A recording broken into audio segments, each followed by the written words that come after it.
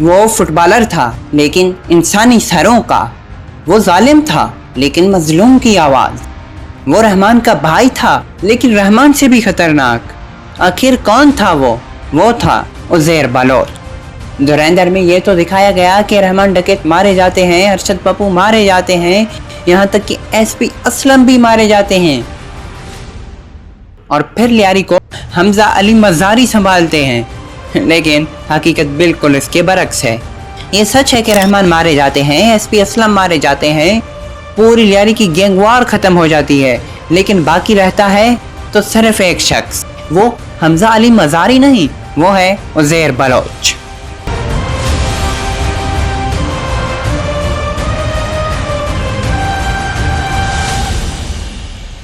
11 जनवरी 1979 लियारी की तंग गलियों में एक बच्चा पैदा होता है।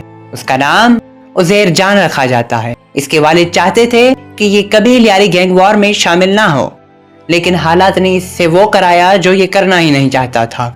एक दिन अरशद पप्पू यानी कि लियारी के एक गैंग ने इसके वालिद को अगवा कर लिया और पैसे का डिमांड किया। पैसे मिलने के बाद भी उसको मार दिया गया और उसकी लाश को फेंक दिया गया। और फिर उज़ैर बलोच शामिल होते हैं लियारी के सबसे खतरनाक गैंग रहमान डकैत की गैंग में। वो बड़े आसानी से रहमान डकैत की गैंग में अपना जिगह बना लेते हैं, यहाँ तक कि वो रहमान डकैत से अपने रिश्तेदारी भी करते हैं।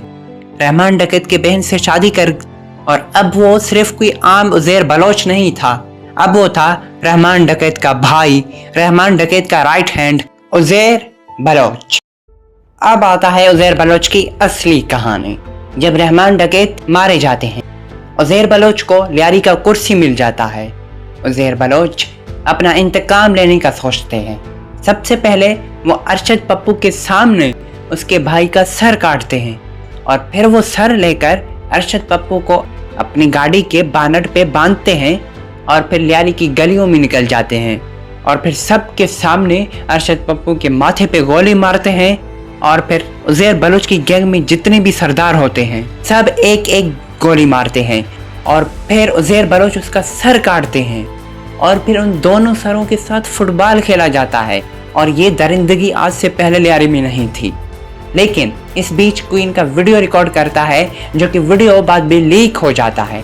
पूरी दुनिया में पाकिस्तान का बेइज्जती होने लगता है, और फिर रेंजर्स ऑपरेशन शुरू करता है, लेकिन तब तक बहुत देर हो चुका होता है। उज़ैर बलोच लियारी छोड़कर दुबई रवाना हो चुके होते हैं, लेकिन वहां पर एयरपोर्ट में ही पकड़े जाते हैं और डिपोर्ट किए जाते हैं। फिर कराची एयरपोर्ट में लैंड करते ही रेंजर्स उसे गिरफ्तार करता है और 178 कत्ल के जुर्म में कोर्ट में पेश किया जाता है। लेकिन वो सारे केस की दीवार की तरह गिरते ही जा रहे थे, क्योंकि गवाहान गवाही देने से डर रहे थे, और सबूत सिर्फ 2 केस के थे, और उन्हीं केस की सजा में उसको 12 साल की कैद की सजा सुनाई जाती है। लेकिन सवाल अब भी यही है, क्या उज़ैर बलोच वापस निकलने के बाद अपना इंतकाम लेंगे?